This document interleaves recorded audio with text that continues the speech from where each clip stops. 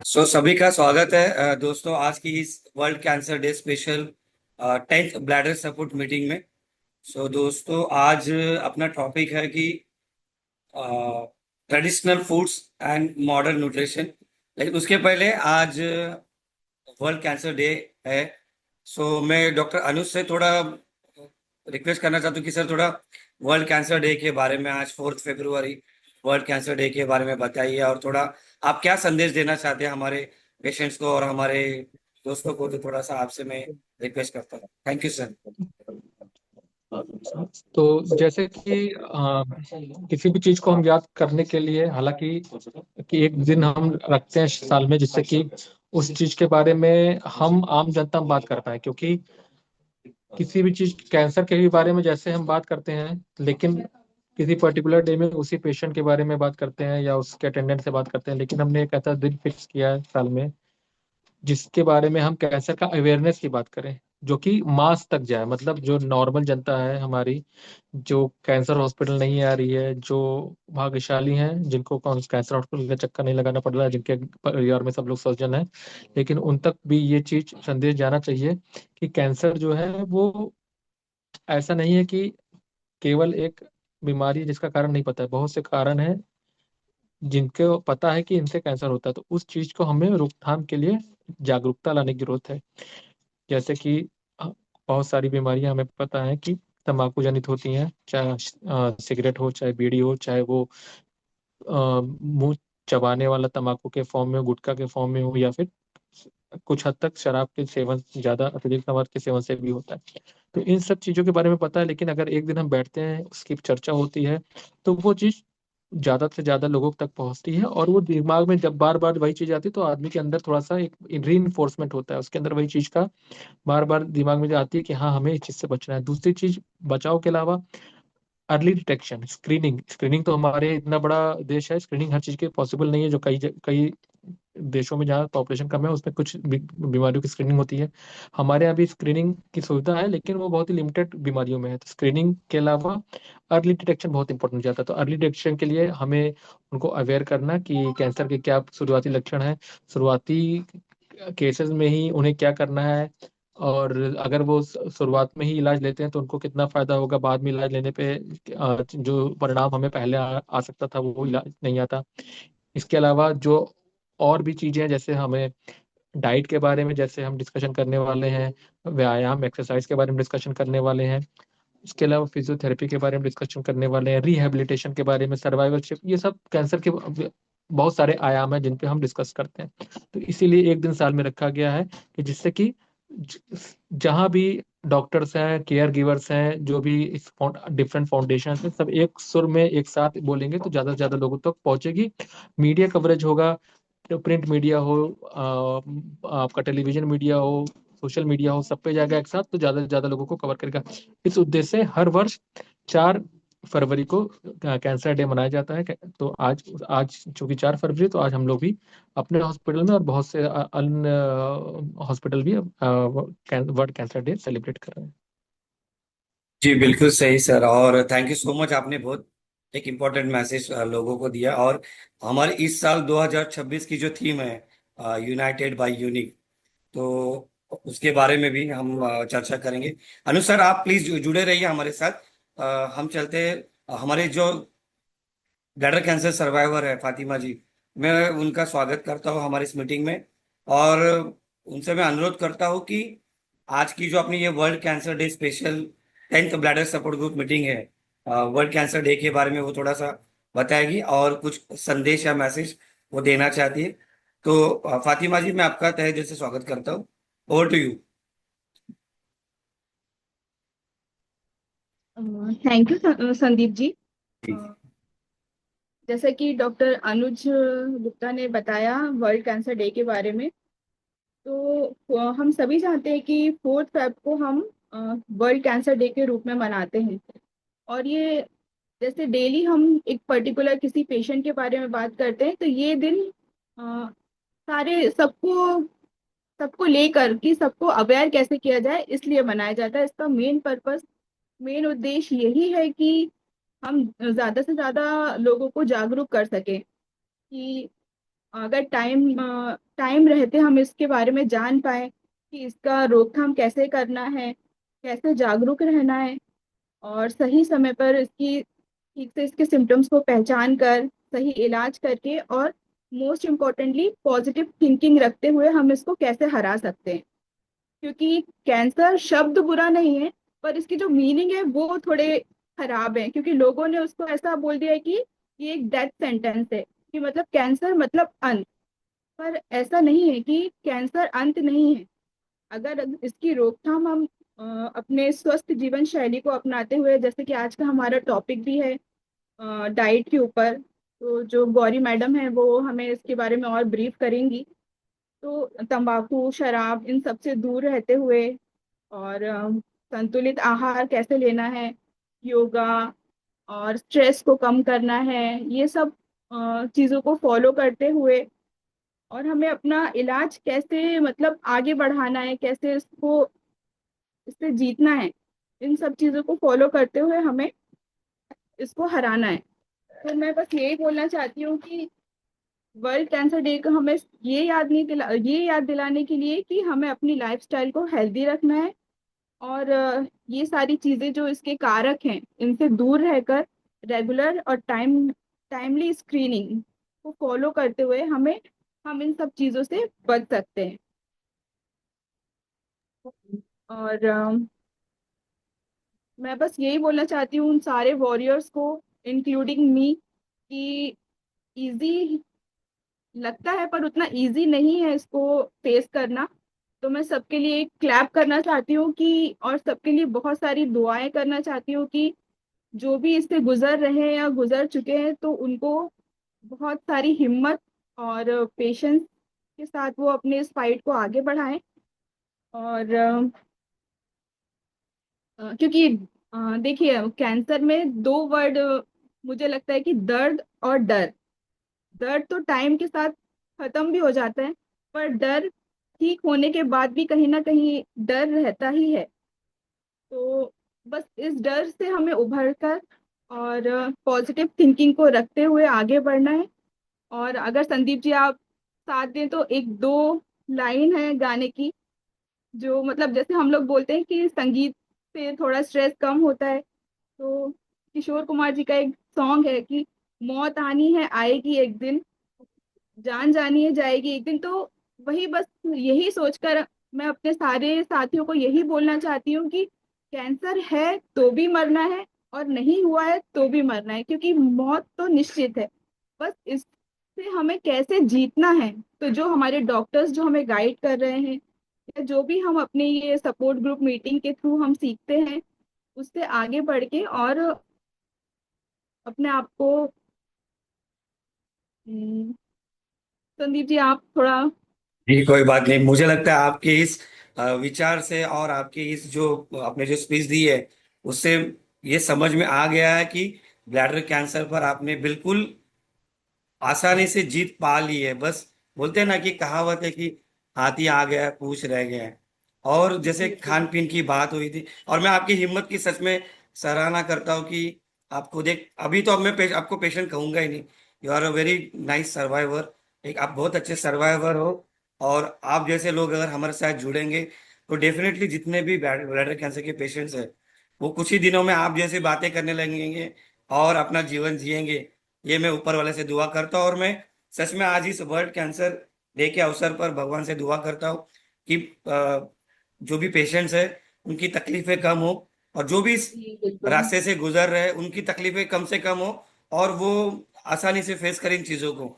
और जैसे अगर जी कुछ हो तो हमारे साथ आप हो, आप जैसे लोग हैं, डॉक्टर अनुज है, टाटा हॉस्पिटल है, हमारी सारी टीम है, हम तो उनके साथ हमेशा खड़े ही है और उनको हमेशा सपोर्ट करेंगे। फिर चाहे वो इलाज से रिलेटेड हो, खान पीन से जुड़े हो, या कुछ फाइनेंशियल हेल्प करना है, गाइडेंस करना है, मॉरल सपोर्ट जी करना है, वो बिल्कुल। जरूर करेंगे। सो थैंक यू फातिमा जी, आप प्लीज जुड़े रहिए हमारे साथ, जी जी क्योंकि संदीप जी। आपकी ठीक है।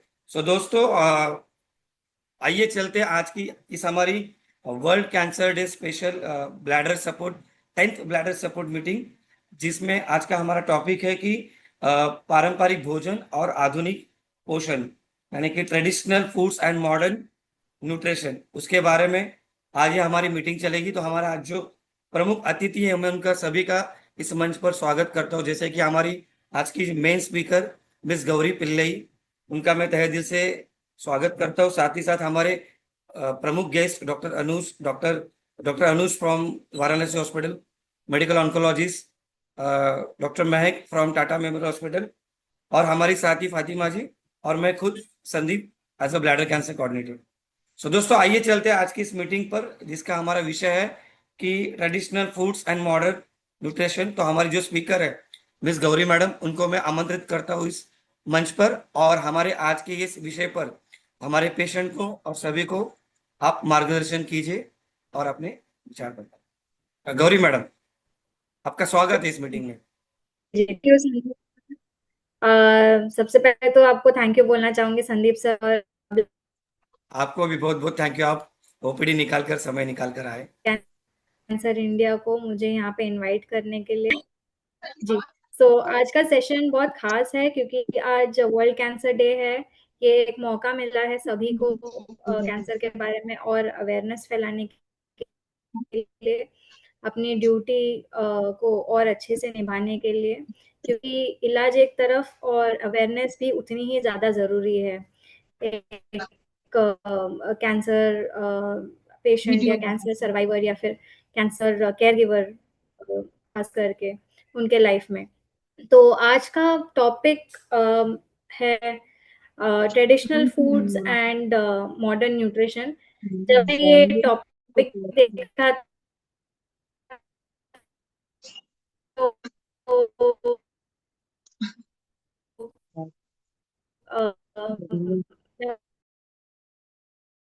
मैं बहुत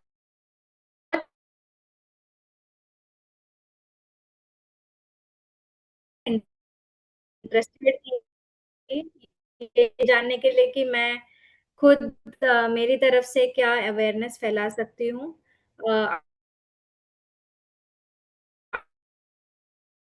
ठीक है आज के सेशन में।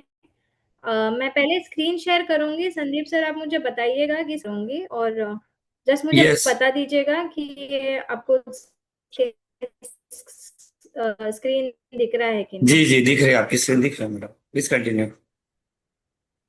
क्या विजिबल है संदीप सर? स्क्रीन विजिबल है क्या? यस यस, आपकी स्क्रीन विजिबल है, ओके, प्लीज तो आप आज कंटिन्यू कीजिए। हम शुरू करते हैं।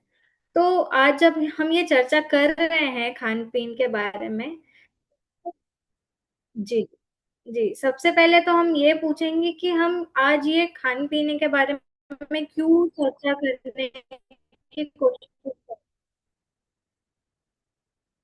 ओके, सबसे पहले तो हम ये जानने की कोशिश करेंगे कि हमें आज खान पीने के बारे में क्यों बात करनी है, क्यों चर्चा करनी है।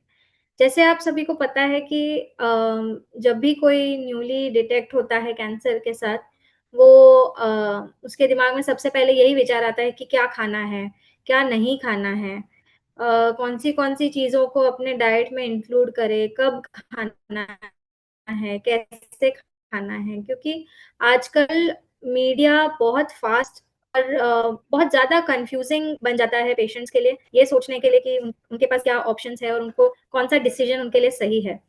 तो आप सभी को पता ही है वो हमारे कल्चर का एक बहुत बड़ा हिस्सा है, हमारे इमोशंस का बहुत बड़ा हिस्सा है।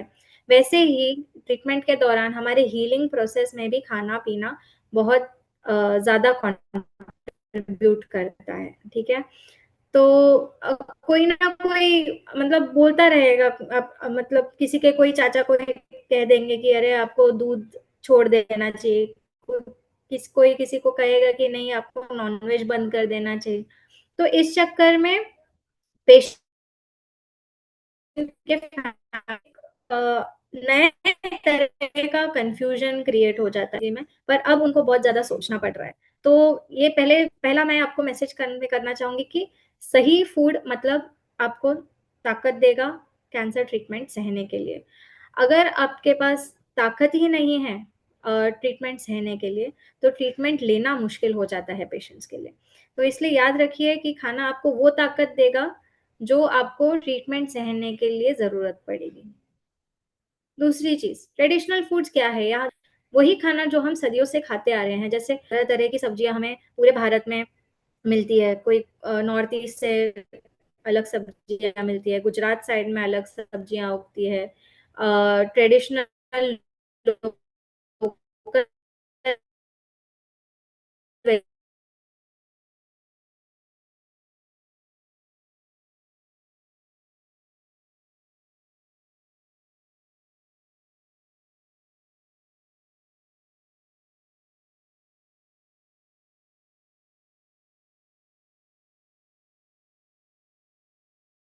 अलग होते हैं, जो अलग अलग मौसम में आते हैं, अलग अलग सारी चीजें हम हमारे कल्चर में जैसे इंक्लूड करते हैं डाइट में, उसको हम बोलेंगे हम पारंपरिक भोजन। ठीक है, तो आजकल आपने देखा होगा कि मिलेट्स बहुत ज्यादा फेमस हो रहे हैं। अब क्यों फेमस हो रहे हैं? 10 साल पहले इतने फेमस थे है क्योंकि मीडिया इतने फास्ट उसको स्प्रेड कर रहा है कि हाँ मिलेट्स आपके लिए सही है। मिलेट्स शुरुआत से हमारे लिए सही थे और बहुत सारे लोग अपने खान पान में मिलेट्स यूज कर रहे थे, पर अब उसका इम्पोर्टेंस लोगों को ज्यादा अच्छे से समझ आ रहा है, क्योंकि पहले की जनरेशन को जो खाने की आदत थी, अब वो जनरेशन को वेस्टर्नाइज हो रहा है तो लोगों को जंक फूड में ज्यादा इंटरेस्ट है। पर पारंपरिक भोजन हमेशा से हमारे स्वास्थ्य के लिए अच्छा रहा है।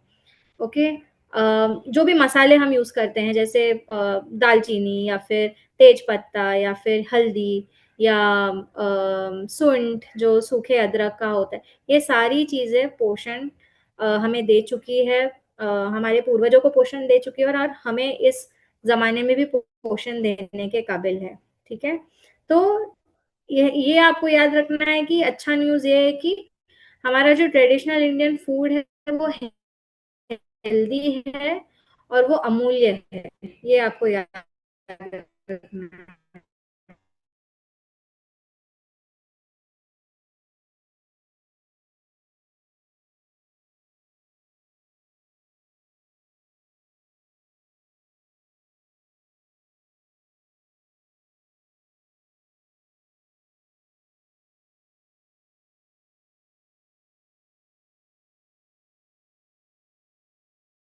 हम मॉडर्न न्यूट्रिशन की बात करते हैं,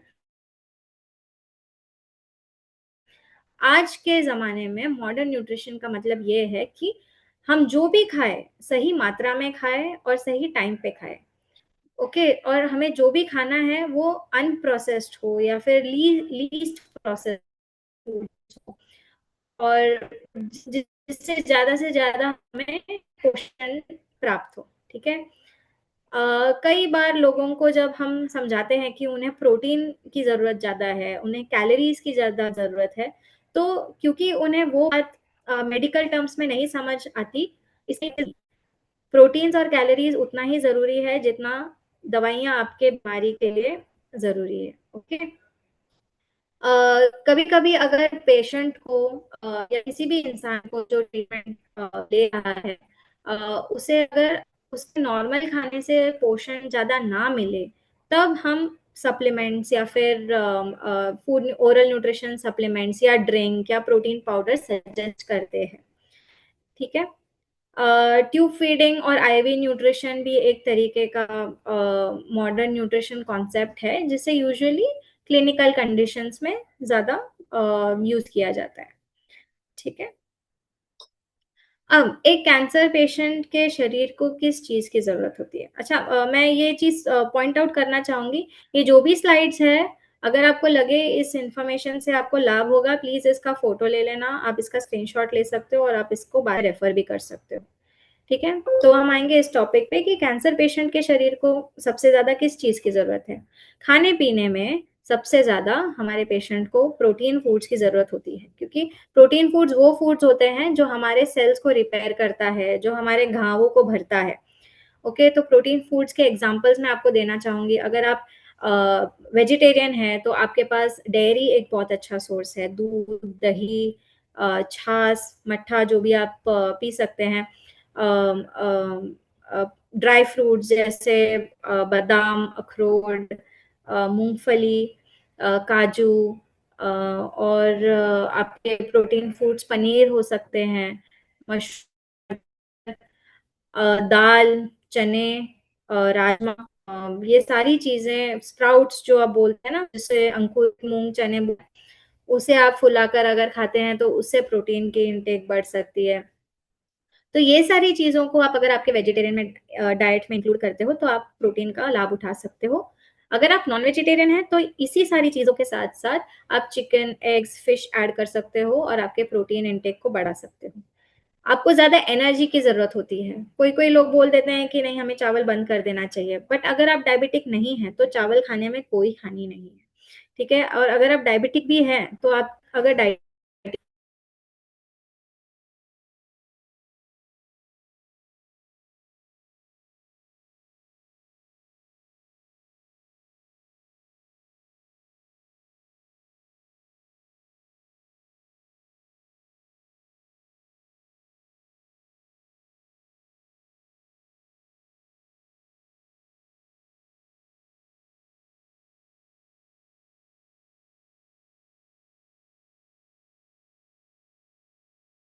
पारंपरिक का एक बहुत बड़ा हिस्सा है और वो हमारे हॉस्पिटल्स में भी यूज़ होता है। क्यों? क्योंकि उसे पचाना बहुत ज़्यादा आसान तो जैसे मूँग दाल हो गया, मूँग दाल की खिचड़ी, ये भी के आज के ज़माने में हम बहुत ज़्यादा महत्वपूर्ण समझते हैं हमारे पेशेंट्स को खिलाने के लिए, ओके? सेफ और क्लीन फूड का बहुत ज़्यादा इम्पोर्टेंस होता है कैंसर पेशेंट के ट्रीटमेंट जर्नी में, क्योंकि इन्फेक्शंस होने के चांसेस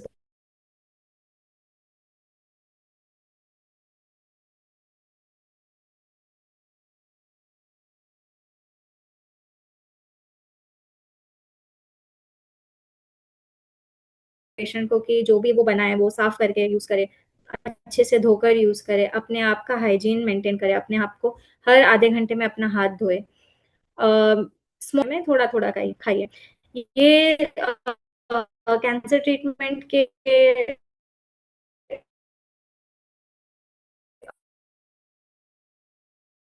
होते हैं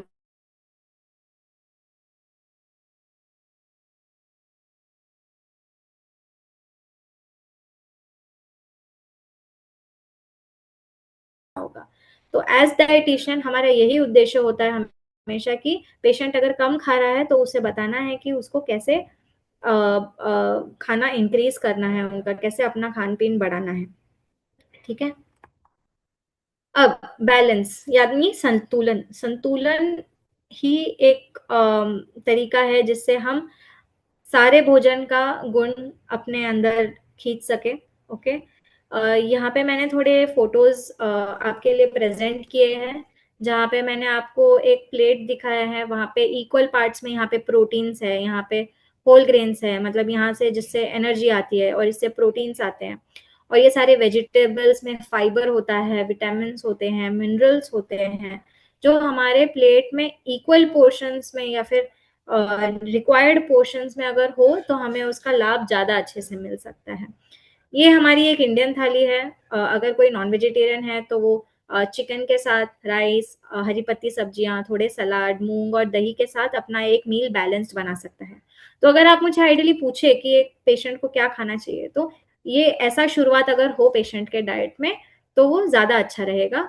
स्पेशली अगर वो पेशेंट को उनके कैंसर के बीमारी के अलावा और कोई बीमारी नहीं है, जैसे वो हार्ट के पेशेंट अगर हैं या फिर किडनी के पेशेंट है या लिवर के पेशेंट है या फिर डायबिटिक है, तो उनका खान-पान थोड़ा बहुत चेंज होगा। वो उनके डायटीशियन डिसाइड करेंगे कि उनको कैसा खाना सूट होगा। यहाँ पे एक और एग्जांपल है एक प्लेट का, ये लेफ्ट साइड में आपके एक वेजिटेरियन प्लेट है और राइट साइड में नॉन वेजिटेरियन प्लेट है। पहले तो आपको वेजिटेरियन प्लेट देख के समझ आ रहा होगा कि यहाँ पे प्रोटीन के सोर्सेस कौन से हैं, मैं आपको बता देती हूँ। यहाँ पे हमने छोले रखे हैं या फिर कोई भी अंकुरित चना, मूँग, राजमा अगर हो तो वो प्रोटीन का सोर्स बन जाता है। यहाँ गाढ़ी दाल रखी हुई है, पतली दाल में उतना प्रोटीन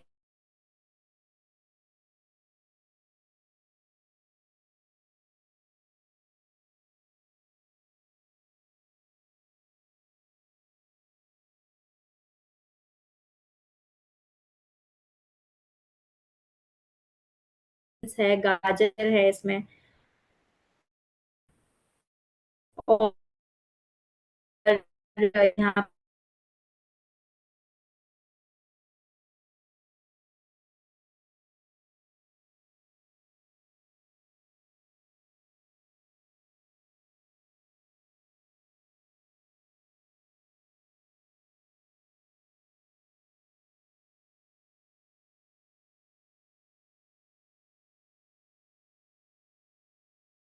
मेंटेन रख सकता है। अगर आप देखेंगे नॉन वेजिटेरियन प्लेट,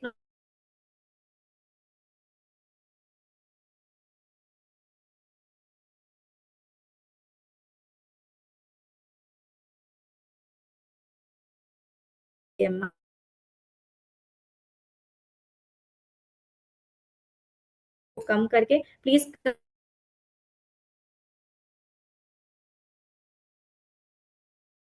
या एग आप बना सकते हो। ये थोड़े ट्रेडिशनल फूड्स है जिसे मैंने आपके लिए थोड़े मॉडर्न तरीके से प्रेजेंट करने की कोशिश करी है।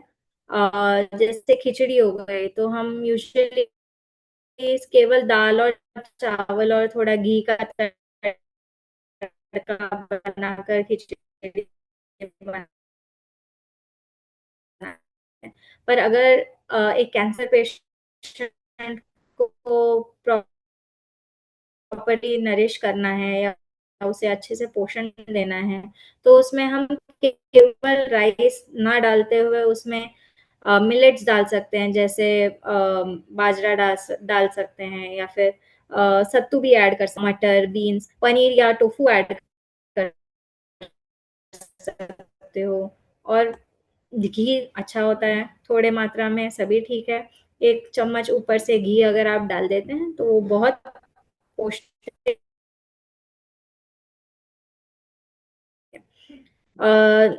जैसे मैंने आपको शुरुआत में आपको छाछ के बारे में बताया, प्रोबायोटिक स्मूथीज बना सकते हैं, उसके अंदर आप फ्रूट्स डाल सकते हैं, जैसे स्ट्रॉबेरी, एप्पल सकते हो, जैसे पंपकिन सीड्स, या फिर और ये आपके लिए थोड़ा इंटरेस्ट आपका खाने, अगर रोटी सब्जी खाने के शौकीन है और अगर आपको लाइफ में थोड़ा चेंज चाहिए ड्यूरिंग ट्रीटमेंट, अगर आपको लगता है कि मुझे वही स्वाद मिलेगी,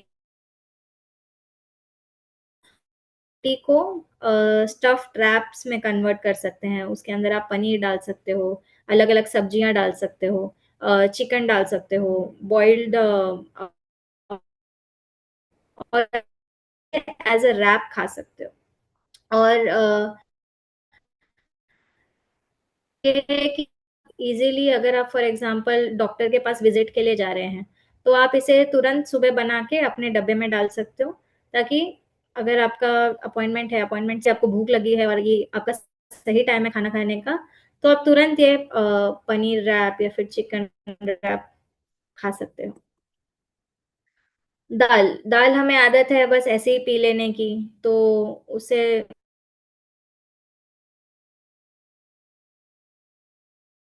कर सकते हैं आप, उसके अंदर कद्दू डाल सकते हैं और रेंडराइज करके उससे और प्रोटीन रिच सूप बना सकते हो, जो आपके डाइजेशन के लिए भी अच्छा। पोहा का एग्जांपल है जिसमें अगेन आप पनीर डाल सकते हो, अनार भी डाल सकते हो, अगर आपको अनार अच्छे लगते हैं तो अटर होगा। लड्डू चिक्की आपके पास एक ऑप्शन है। इसके अंदर आप चीनी ना डालते हुए खजूर,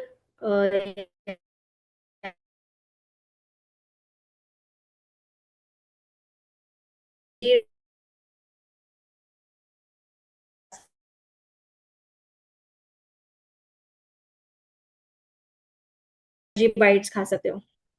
इडलीज एक बहुत अच्छा ऑप्शन है, डाइजेशन के लिए बहुत अच्छा होता है, एनर्जी भी देता है अपने शरीर। अलग प्रकार की चटनी बना सकते हो या सांभर बना सकते हो, और इसके अंदर आप स्टफिंग भी कर सकते हो। इडली जब आप बनाते हो तो एक लेयर आटा डालने के बाद उसके ऊपर आप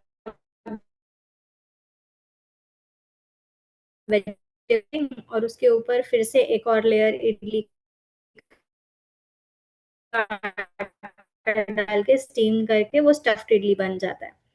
अलग अलग फ्रूट्स को खाइए, अलग अलग वैरायटी लाइए, कलर्स लाइए अपने प्लेट के अंदर। इससे क्या होता है, विटामिन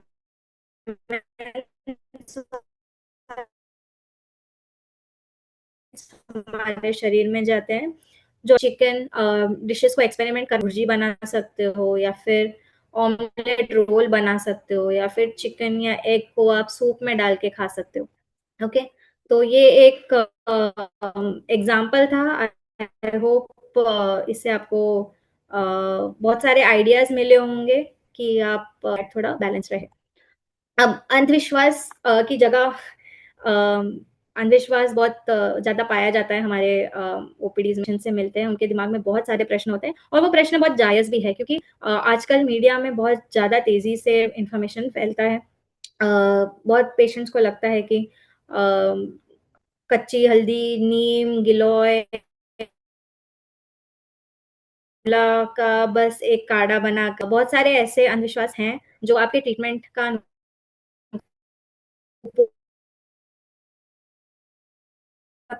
पैसा बर्बाद कर सकते हैं, समय बर्बाद कर सकते हैं। ज़्यादा पेशेंट विचार करने लगे, जिससे उन्हें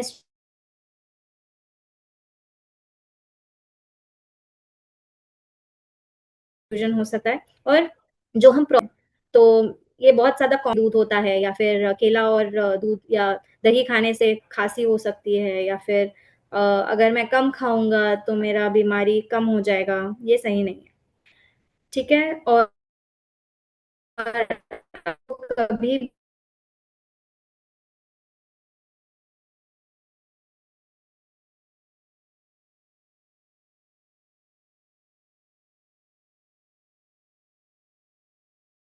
को ये जर्नी में कैसे मदद करती है।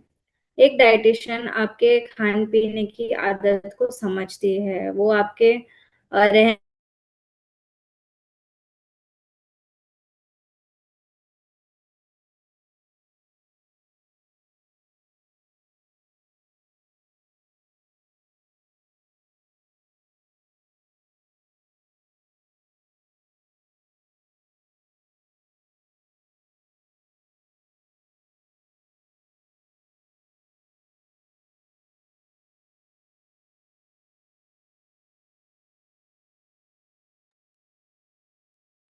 Hello Gauri madam. I think कुछ थोड़ा उनका नेटवर्क का इश्यू है शायद हॉस्पिटल में, लेकिन वो फिर से जुड़ेगी हमारे साथ। अ, जी। हाँ गौरी मैडम कंटिन्यू। आपका थोड़ा नेटवर्क चला गया था।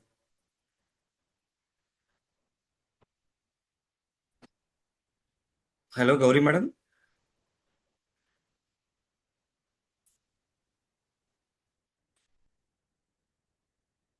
गौरी मैडम क्या आप मुझे सुन रहे हो?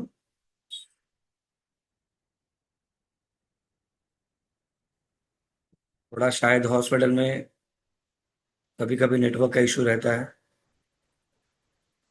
तो वो जुड़ने की कोशिश भी कर रही होंगी हमारे साथ।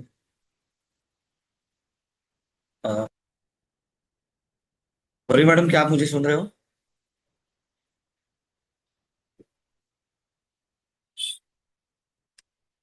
आई थिंक गौरी मैडम कुछ नेटवर्क की वजह से डिस्कनेक्ट हुई है। हेलो, हाँ Gauri madam.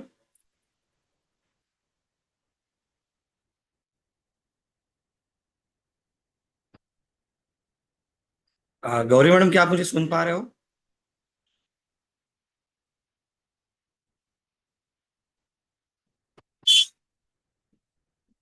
I think Gauri madam कुछ नेटवर्क की वजह से हमारे साथ डिस्कनेक्ट हुई है। तब तक आज की इस मीटिंग में डॉक्टर महक हमारे साथ जुड़ चुकी है। मैं उनका इस मंच पर स्वागत करता हूँ।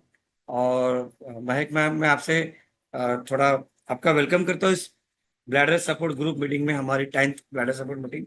और आज का जो हमारा सब्जेक्ट चल रहा है, world cancer day special, traditional foods and nutrition, modern nutrition.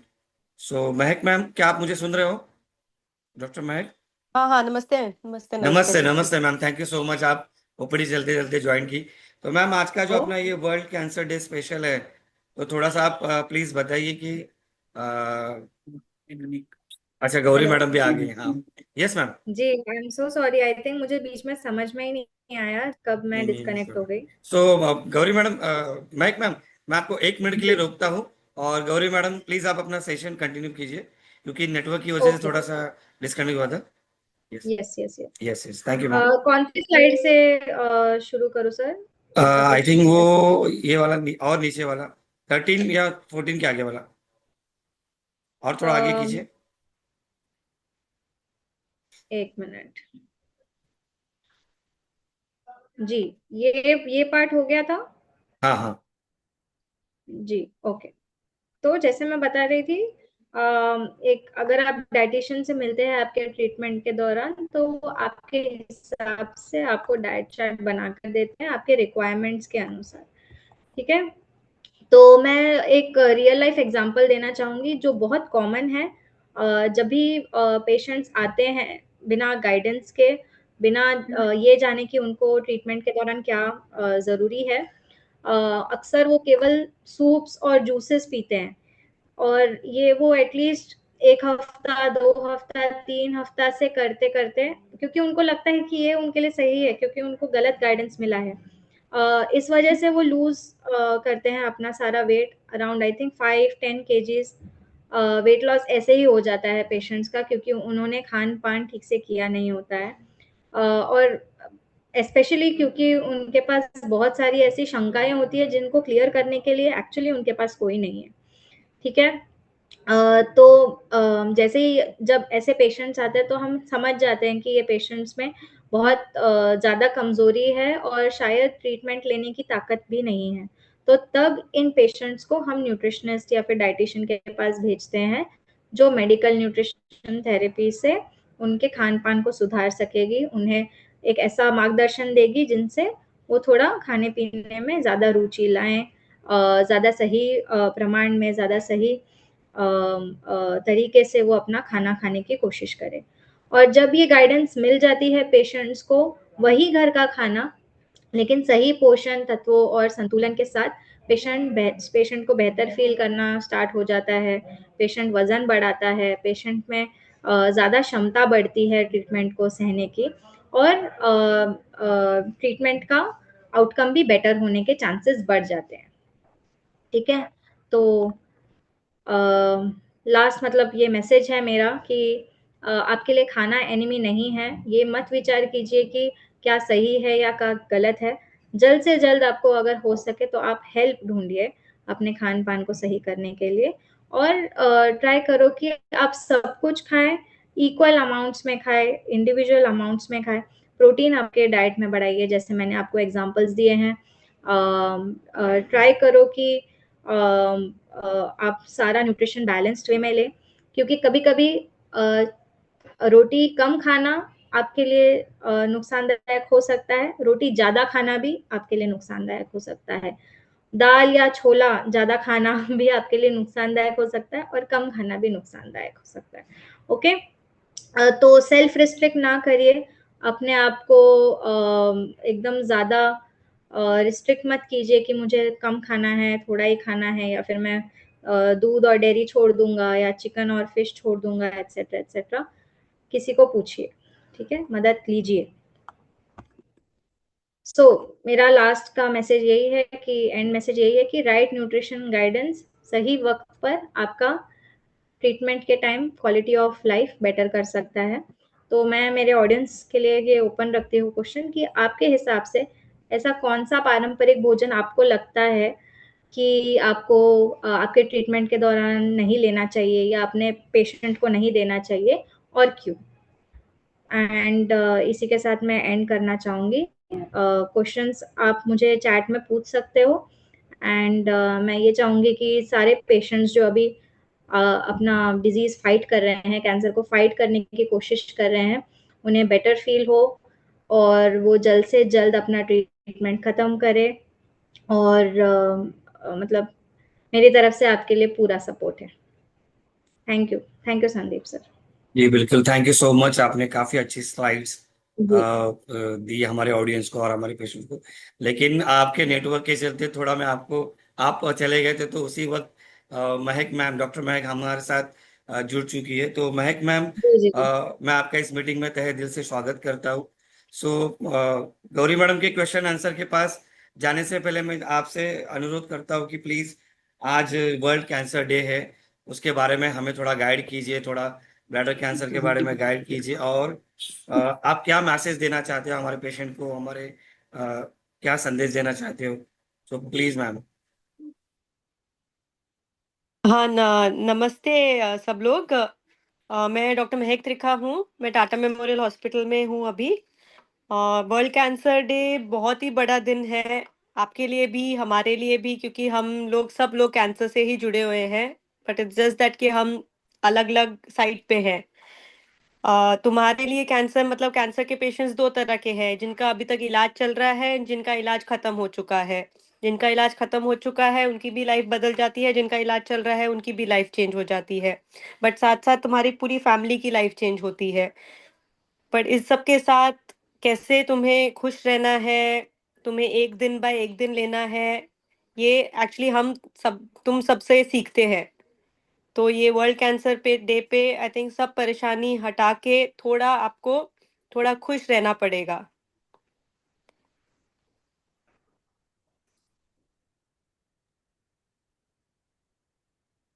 जी बिल्कुल ma'am, thank you so much आपके इस मैसेज और संदेश के लिए। आपने समय निकालकर ओपीडी चलते इस मीटिंग्स में आप जुड़ चुके हो।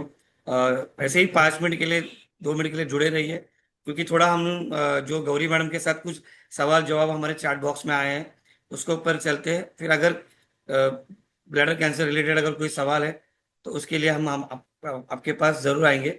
सो गौरी मैडम, हमारे चैट बॉक्स में एक सवाल आया है कि my mother has 4 stage cancer and liver metastatic.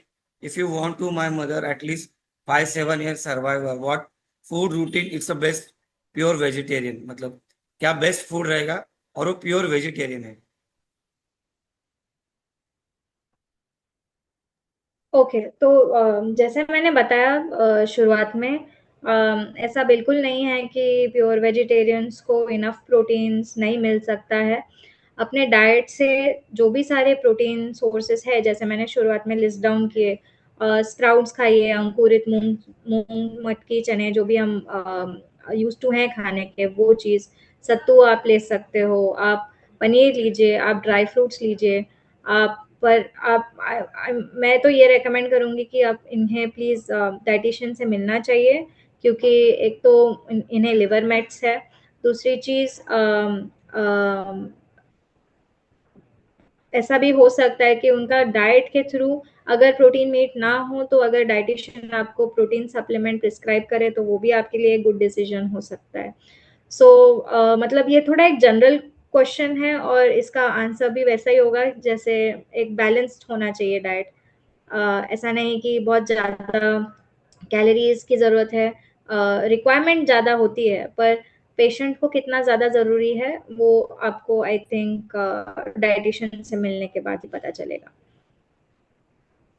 जी, और आई थिंक उन्हीं का एक सवाल है शायद। Need weight loss other than cancer patient, 5 feet 7 inch 84 kg, give proper diet, weight 63। I think उसी पेशेंट का मैम सवाल है ये।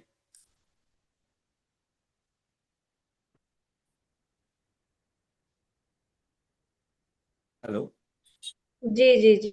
हाँ यहाँ हाँ। पे, बट ये सो क्वेश्चन मुझे रेलेवेंट नहीं लग रहा है करंट सेशन के लिए। ओके, कोई बात नहीं। जी तो ऐसे जी ही जी। कुछ दोस्तों, अभी भी आपको कोई भी सवाल है तो प्लीज आप अपने चैट बॉक्स में लिखकर पेशेंट का नाम लिखकर डाल सकते हैं। कुछ सवाल मेरे पास है गौरी मैडम, तो उन सवालों के जी पास चलते हैं। फिर किसी को अभी कुछ भी सवाल है तो चैट बॉक्स में डालिए, क्योंकि हम और 10 से 5 मिनट आपके सवाल लेंगे। ठीक है। सो गौरी मैडम, एक दूसरा सवाल है कि इलाज के दरमियान सबसे सेफ और कंफर्टेबल खाना क्या हो सकता है, एक पेशेंट ने पूछा है। आई थिंक ये बहुत ज्यादा इंडिविजुअलाइज्ड है, बिकॉज मेरे लिए तो राजमा चावल है एक कंफर्टिंग फूड, पर कोई कोई दूसरे पेशेंट के लिए कढ़ी चावल हो सकते हैं, या फिर सिर्फ रोटी सब्जी हो सकती है, या फिर किसी को पिज्जा खाने का भी मन हो सकता है। तो ये बहुत ज्यादा इंडिविजुअलाइज्ड क्वेश्चन है, पर इसका बेस्ट आंसर यही होगा कि आपको जो भी खाने का मन है, ओके, आप ये देखो कि वो घर पे बनाया है, वो साफ सुथरा है। अगर आपको पाव भाजी या चाट भी खाने का मन हो रहा है तो प्लीज आप घर पे बनाइए। आप ये देखो कि आप उसमें थोड़ा कम तेल मसाला डालकर कैसे खा सकते हो, वो स्वाद रख कर कैसे खा सकते हो। जैसे कभी मैं रेकमेंड करती हूँ पेशेंट को कि आप इमली की चटनी लीजिए, आप पुदीने की पर पेशेंट को एक रोटी भी नहीं खाने होता है। तो अगर वो पेशेंट को लगता है कि शायद वो चटनी से या लहसुन की चटनी से या थोड़े से अचार से अगर वो 2 रोटी या 3 रोटी खा सकेगा, तो प्लीज मतलब एटलीस्ट अगर वो पेशेंट को जरूरत है तो, अगर पेशेंट 30-35 केजीज पे आता है और अगर मैं बहुत सारी चीजें पेशेंट को कहूँ कि नहीं आपको दिख भी नहीं रहा है ना बोलता, तो आई थिंक बहुत ज्यादा इंडिविजुअलाइज्ड है ये question. And it's very normal to craving, क्योंकि बहुत बहुत सारे मैंने शुरुआत में बताया है तो उन्हें पाव भाजी खाने का मन कर सकता है, पर जब कोई उदास रहता है तो शायद उन्हें आइसक्रीम खाने का मन ज्यादा करे या चॉकलेट खाने का ज्यादा मन करे। तो कंफर्टिंग फूड अगर आप मुझे पूछे तो वो बहुत इंडिविजुअलाइज्ड है। पेशेंट आई थी मेरे पास बहुत टाइम पहले, उन्होंने मुझे पूछा था कि क्या वो कबूतर खा सकते हैं। तो ये बहुत मेरे शॉकिंग क्वेश्चन था, बट आई थिंक क्योंकि वो बहुत मतलब बचपन से अगर उनके कल्चर में, उनके एनवायरनमेंट में और उनके फैमिली में अगर ये बहुत कॉमन प्रैक्टिस है, it's a common part of that diet, then I don't see a reason to say no. तो अगर वो उनके लिए कंफर्टिंग है तो थोड़ा बहुत कभी I mean I will see that, मैं ये एटलीस्ट उनको वार्न करूंगी कि आप कैसे पका रहे हैं, कैसे उसको हैंडल कर रहे हैं, हाइजीन आप सही रखिए और ये सारी चीजें। But I think it is very individualised, person to person वो चेंज हो जाएगा। जी जी। जैसा अभी आपने बनाया वो बताया कि अलग अलग चीज जो मन करता है, राजमा चावल कंफर्टेबल, ऐसा कुछ जी मेथड था क्या कि कोई जी। फूड रिलेवेंट की एक मेथड पर्टिकुलर चालू था और बाद में वो गलत साबित हुआ, ऐसा कुछ हुआ है क्या कभी? अम, ऐसा कोई हाँ एक्सपीरियंस या मतलब आपका कोई ऐसा पेशेंट्स थ्रू कभी आया है? जी हाँ, ऐसा कई बार होता है, specially because science is so evolving. जो एक चीज शुरुआत में बोला जाता है कि नहीं खाना है, वो आगे जाके हम बोलते हैं कि हाँ चीज खा लीजिए, क्योंकि अभी साइंस उसको डिस्प्रूव कर चुका है। तो एग्स के साथ ये हुआ था, जब शुरुआत में हाइपर कोलेस्ट्रोलेमिया एंड ट्राइग्लिसराइड्स जब पॉपुलेशन में बढ़ना शुरू हुआ, तो एग्स को बोला गया कि एग्स कम खाना है, एग्स का योक निकाल देना है। कुछ हद तक it does contribute to cholesterol, but otherwise वो बहुत अच्छा सोर्स ऑफ प्रोटीन है एग योक एंड एग्स।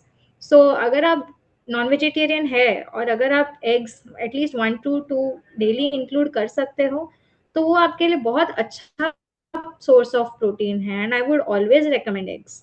तो ये एक चीज है। दूसरा चीज, ऐसा कई बार हुआ है जब मैंने किसी चीज को सजेस्ट करा है पेशेंट को, बट पेशेंट ने वो टॉलरेट नहीं किया। तो जैसे किसी को कोई तरह की एलर्जी या इंटॉलरेंस है जिस जिस जो शायद उसे पहले पता भी ना हो, और जब वो ट्रीटमेंट के दौरान दिखता है तो हाँ, तब हम ये सारी चीजें पेशेंट्स को रिस्ट्रिक्ट करवाते हैं। हम देखते हैं कि क्या उसके रुकाने से पेशेंट को अब भी उतनी तकलीफ हो रही है।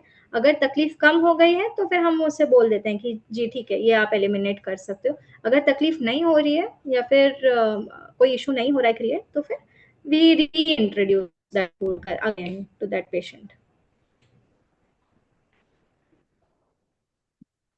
जी बिल्कुल मैडम। और ऐसा कुछ है कि अगर मरीज खाना ही नहीं खा रहा है तो उसके लिए क्या बेस्ट जी अल्टरनेटिव ऑप्शन हो सकता ओके, तो जब पेशेंट कुछ खाना ही नहीं खा रहा है तो पहली बात तो ये है कि हम रीजन ढूंढे कि क्या रीजन है। ट्रीटमेंट का साइड इफेक्ट है, या अगर ट्रीटमेंट का साइड इफेक्ट मतलब अगर ट्रीटमेंट चालू है और बहुत ज़्यादा ही एग्रेसिव ट्रीटमेंट है, तो पुअर एपेटाइट एंड एनोरेक्सिया एक टाइम है जब पेशेंट बिल्कुल खाने की इच्छा नहीं होती, और जब भी खाने को पास में लाया जाता है तो ज़्यादा गंध से पेशेंट को बहुत ज़्यादा महक महसूस होता है और उसे उल्टी करने की भावना होती है। तो I think the best decision during this time is to give small frequent meals. जैसे मैंने एक्सप्लेन किया, थोड़े थोड़े मात्रा में थोड़े थोड़े समय के अंतर पे खिलाना बहुत ज़रूरी है, क्योंकि अगर इस दौरान पेशेंट नहीं खाएगा तो आगे जाके वेट लॉस बहुत दिखता है। मतलब अगर वो दो दो बुरकी या दो घास भी अगर वो खा ले और थोड़े टाइम के बाद फिर से थोड़ी और खाने की कोशिश करे, तो ये बहुत ज़्यादा हेल्पफुल होगा पेशेंट के लिए। एंड अगर बहुत ज़्यादा सीवियर एनोरेक्सिया है तो उन्हें प्लीज़ डॉक्टर से मिलने की ज़रूरत है, या फिर डाइटिशियन से भी मिल सकते हैं वो चीज़ को रेक्टिफाई करने के लिए। जी जरूर, मैं अभी आपको सिर्फ एक लास्ट क्वेश्चन पूछूंगा, क्योंकि ज्यादातर जी आज चैट बॉक्स में हमारे सवाल नहीं है, कि सबसे जी कॉमन डाइट मिस्टेक कौन सी होती है जो मरीज करता है? Most common diet mistake, I think सब कुछ छोड़ देना, सब खाना छोड़ देना, जो वो बचपन से खाता आ रहा है वो सारी चीजें छोड़ देना। तो अक्सर मैं ये बिलीव करती हूँ कि पेशेंट के सब कुछ खाना छोड़ने के वजह से वो ज्यादा वजन घटा देता है than the cancer burden itself. तो वजन कम कम होने के दो रीजन है, एक पेशेंट खुद खाना छोड़ देता है, और दूसरा चीज बीमारी के वजह से पेशेंट का वजन घट रहा है, मांसपेशी घट रही है। पर जब अगर फॉर एग्जांपल ट्रीटमेंट उतना बड़ा भी नहीं है, या फिर ट्रीटमेंट शुरू ही नहीं हुआ है, और शुरू होने से पहले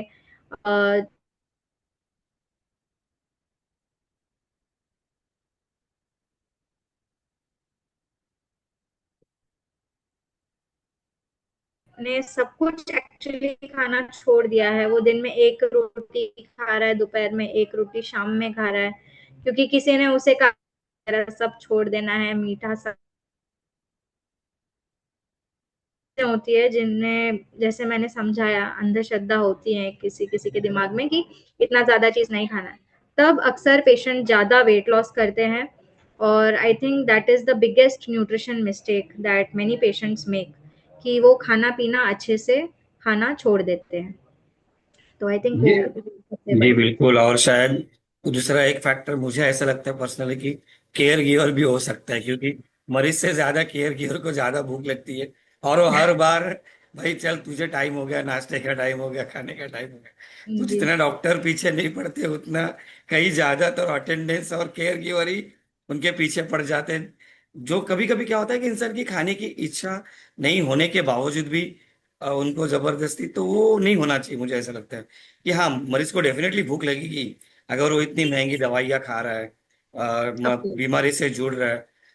इच्छा होगी, थोड़ा थोड़ा खाना चाहिए, लेकिन थोड़ा केयर गिवर और अटेंडेंस में भी वो चीज ध्यान रखनी चाहिए। चीजें जबरदस्ती ठोसनी नहीं चाहिए मरीज के ऊपर, वरना वो इरिटेट हो जाएगा, पैनिक हो जाएगा और चिड़चिड़ा हो जाएगा। जहाँ वो आधी रोटी खा रहा है वहाँ एक रोटी भी नहीं खा पाएगा, ऐसा होगा। सो आई थिंक ज्यादातर कुछ चैट बॉक्स में सवाल जवाब आज के लिए इतने ही थे। तो मैं रखना आज के, चाहिए। हाँ, तो आज के इस मीटिंग के लिए आपने जो भी मार्गदर्शन किया है, बहुत अच्छा डाइट प्लान बताया पेशेंट्स को, हमारे हमारे ऑडियंस को, मैं आपका तहे दिल से शुक्रगुजार हूँ। हमारे ब्लैडर ग्रुप सपोर्ट मीटिंग में जुड़ने के लिए आपका बहुत बहुत धन्यवाद, और आपके मार्गदर्शन की जरूरत हमें धीरे धीरे लगेगी। तो ऐसे ही जुड़ते रहिए हमारे इस ग्रुप में, और हमें सपोर्ट करने के लिए मैं आपका बहुत बहुत तहे दिल से शुक्रगुजार हूँ। Thank you so much ma'am. Thank you so much. Thank you, Bladder Cancer India, and thank you, Sandeep sir, for having me here. Thank you. तो दोस्तों, आज की ये जो हमारी 4th world cancer day special, जो 10th support bladder cancer meeting है, जिसमें आज हमारे साथ जो सब्जेक्ट था bladder cancer, traditional foods and nutrition, modern nutrition, उसके बारे में हमें मिस गौरी पिल्ले मैडम ने, हमें जो हमारे डाइटिशियन है, टाटा मेमोरियल हॉस्पिटल की, उन्होंने हमें बहुत अच्छा मार्गदर्शन किया और सभी ने इसका लाभ लिया होगा, इसमें कोई शंका ही नहीं। मैं डॉक्टर अनुज, उनका भी तहे दिल से धन्यवाद देना चाहता हूँ, उनका बहुत बहुत शुक्रगुजार हूँ कि वो हमेशा हमारे साथ जुड़ते हैं। उसी के साथ साथ जो हमारी टाटा मेमोरियल की जो डॉक्टर है, डॉक्टर महक, मेडिकल ऑन्कोलॉजिस्ट, उनका भी मैं तहे दिल से शुक्रगुजार करता हूँ, जो आप ओपीडी में टाइम निकालकर हमारे इस मीटिंग में जुड़े। और मेरी को वर्कर फातिमा जी, कैंसर सर्वाइवर, जिन्होंने हमारे इस मीटिंग में आज बताया कि वर्ल्ड कैंसर डे क्या है। एक मैसेज सभी डॉक्टर्स और सर्वाइवर ने मैसेज दिया इस ब्लैडर कैंसर सपोर्ट ग्रुप में। तो दोस्तों, यही फायदा होता है कि bladder cancer support group meeting जुड़ने के बाद आपको अलग अलग विषय, टॉपिक आपको सुनने मिलेंगे, डॉक्टर से आपको बातें करने मिलेगी।